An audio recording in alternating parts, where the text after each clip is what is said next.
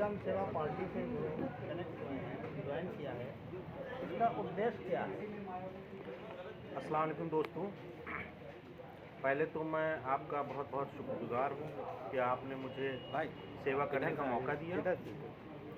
Surgeon सेवा party से मेरा बहुत मन था जुड़ने का, और मैं काफ़ी दिन से इस असमंजस में था कि कुछ नया चीज़ आए हमारे साथ, जिससे मैं मिला करके अपने दोस्त और अरबाब लोगों से मिल करके एक ऐसी चीज़ बनाएं जो हम समाज में कुछ दे सकें। इस उद्देश्य से इस पार्टी ने अपनी नींव रखी है, और यही उद्देश्य को मैं आगे भी बढ़ाना चाहता हूँ। सबसे पहली बात तो हमारी जो न्यायपालिका है, जो लचरपन है न्यायपालिका में कि लोगों को न्याय नहीं मिलता है। आज देख लीजिए हम कहाँ खड़े हुए हैं।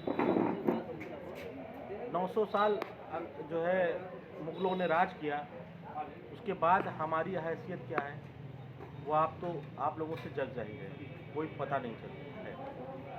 जैसा कि हम लोग चाहते हैं कि हम हर समाज के लोगों को लेकर, यही नहीं कि सिर्फ ये फलाना है, ये धमाका है, मुस्लिम हिंदू ये सब का न छोड़ करके हम लोग एक समाज में एक स्तर पे, एक लेवल पे चढ़ करके इस पे ऐसा काम करें कि हम अपने न्यायपालिका को भी दुरुस्त कर सकें, और साथ साथ हम लोगों को ऊपर न्याय भी कर सकें, और जो हमारी कमियां हैं वो हम दूर करें। हमारी शिक्षा जो सबसे बड़ी चीज़ है एजुकेशन, वो हमारे एजुकेशन को हम आगे लेकर के बढ़ें। और पहले तो हम समाज को जब तक के शिक्षित नहीं करेंगे तब तक हम आज की डेट में कुछ भी नहीं कर सकते।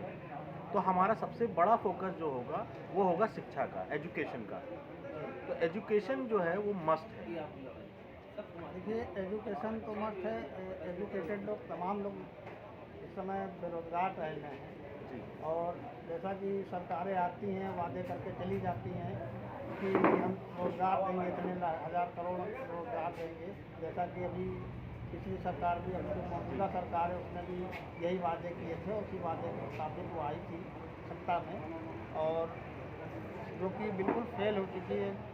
किसी को भी रोज़गार मिला कि नहीं मिला इसके बारे में तो आप बेहतर जानते होंगे, क्योंकि आप भी इसी जनसेवा पार्टी में हैं।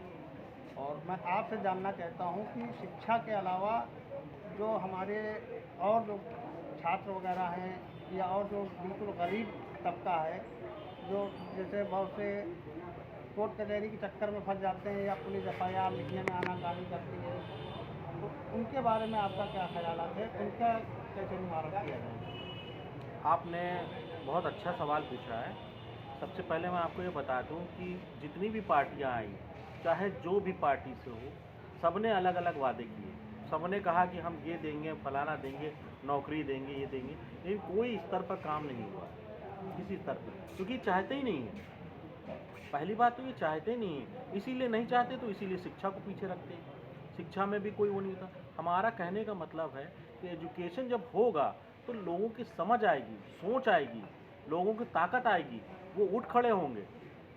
हमारे बाबा साहब भीमराव अंबेडकर साहब ने शिक्षा पर सबसे पहले जोर दिया, और आज देख लीजिए उनके जितने भी नुमाइंदे हैं, जो जो शिक्षा पाए हैं, आज मजबूती से खड़े हुए हैं। जब शिक्षा होगी तो हम अंतर समझ पाएंगे कि ये पार्टी फला कर रही है, ये पार्टी फला कर रही है। और नौकरी का लेकर के बात है, नौकरी पे किसी ने कोई काम ही नहीं किया। पहली बात तो ये है, नौकरी निकाली जाती है, नौकरियों को बनाया जाता है, लोगों के अंदर भावनाएं उत्पन्न हो कि हाँ ये हम नौकरी कर सकते हैं, हम ये नौकरी दे सकते हैं। तो नौकरी पाने वाला भी बनना चाहिए और नौकरी देने वाला भी बनना चाहिए। तो इन्होंने इस पॉइंट पे कोई काम नहीं किया है। इसी वजह से जो है नौकरियां नहीं हैं, लोगों के अंदर भावना ऐसी बन गई है कि बस हम इधर से कर लें, उधर से कर लें। कोई पढ़ लिख करके कोई भी आज देख लीजिए MBA वाले और अच्छे अच्छे पढ़े लिखे लोग जो चपरासियों की नौकरी की भर्तियां दे रहे हैं, नालों को साफ करने वाली भर्तियां दे रहे हैं, में भर रहे हैं। वो भी तो तो नहीं मिल ऐसा, पा रही है, और वो भी नहीं मिल पा रही है। आज देखिए पियोन की नौकरी के लिए लाखों MBA लोग जो है लगे हुए लाइन में, लेकिन कोई नौकरी नहीं दे पा रहा।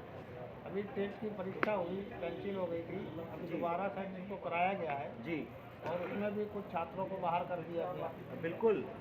ये नहीं चाहते, कोई भी पार्टी आती है ये नहीं चाहते हैं कि शिक्षा मिले लोगों के अंदर समझ आएगी, ये जाहिल बने रहें, हम उनके ऊपर राज करते रहें। तो ये तो आज की नहीं परंपरा है, सदियों की परंपरा है। लेकिन अगर हम एकजुट होकर के एक प्लेटफॉर्म पे एक अच्छी तरीके से वेल एजुकेटेड होकर के हम इनसे फाइट करेंगे, तो हम अपनी हर सुविधा को इनसे छीन भी सकते हैं और ले भी सकते हैं। और यही हमारा उद्देश्य है। सबसे पहले तो हमारा उद्देश्य है कि सर्जन सेवा में हम आएँ और लोगों को जागृत करें और उनको आगे बढ़ाएं।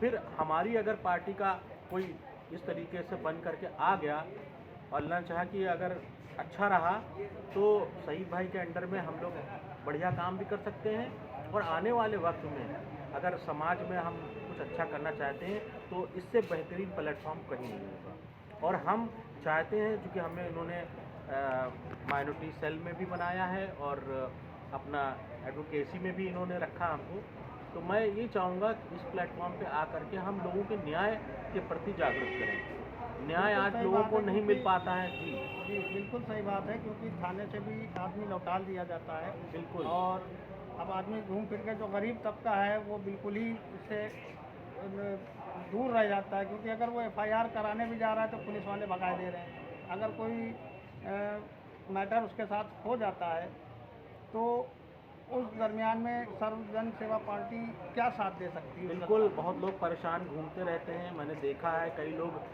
बेचारे कुछ नहीं किए हैं फिर भी आज जेल के अंदर हैं। तो ऐसे लोगों को हमारे भाई हैं, मतीन भाई हैं, बारी भाई हैं और अपने हसन भाई हैं, ये फ्री एडवाइस देते हैं लोगों को। और बहुत सारे अच्छे काम इन्होंने किए हैं, लोगों को जा करके उनकी मदद भी की है। जहाँ तक हो सका उनको जो है सलाह दिया है, अच्छी सलाह दी है, विदाउट एनी फीस लेकर के दी है सलाह। तो लोगों की मदद भी कर रहे हैं। ऐसे ही हम चाहते हैं कि कुछ और भी लोग आएँ, हमसे जुड़ें और हमारे वकालत के प्रोफेशन में भी आएँ और लोगों को, जो गरीब हैं, जो ऐसा तबका है जो पैसे नहीं दे पाते हैं, जो बेचारे फाइट कर रहे हैं और लड़ रहे हैं, पुलिस वाले परेशान कर रहे हैं, न्यायपालिका में न्याय नहीं मिल पा रही, हम ऐसे लोगों को आगे बढ़ करके और उनको न्याय दिलाने का प्रक्रिया। धन्यवाद आपका, बहुत बहुत शुक्रिया। शुक्रिया।